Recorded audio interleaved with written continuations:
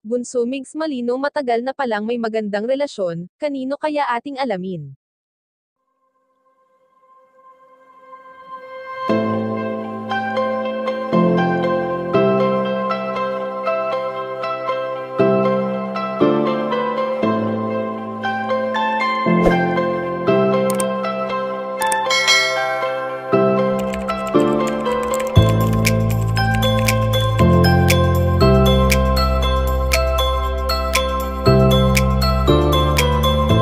Halos lahat nga ng mga nangyayari sa buhay ngayon ni Bunso Migs Malino, ay ibinabahagi niya sa mga taong naniniwala at nagtitiwala pa rin sa kanya ngayon.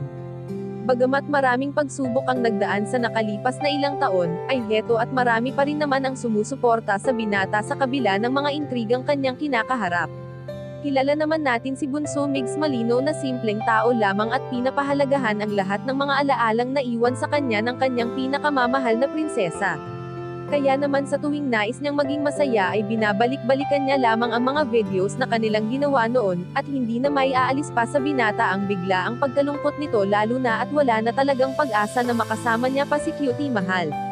Sa halos taon na nagsama ang tambalang Momigs, ay walang pinagsisihan si Bunso Migs Malino, at kahit kailanman ay wala nang papantay pa sa pagsasama nila noon. Subalit ngayon ngang wala na ang yumaong si Cutie Mahal ay ayon sa aming impormasyon na nakalap na may magandang relasyon na pala ngayon si Bunso Migs Malino. At ito ay ang magandang relasyon niya sa kanyang buong pamilya at wala nang hihigit pa dito, dahil para sa binata ang mahalaga lamang sa kanya ngayon ay ang makapagbigay siya ng saya sa mga taong tunay niyang minamahal, bukod sa prinsesa nitong si Cutie Mahal. Kayo mga kachika, anong masasabi niyo dito? Please leave the comment and don't forget to subscribe.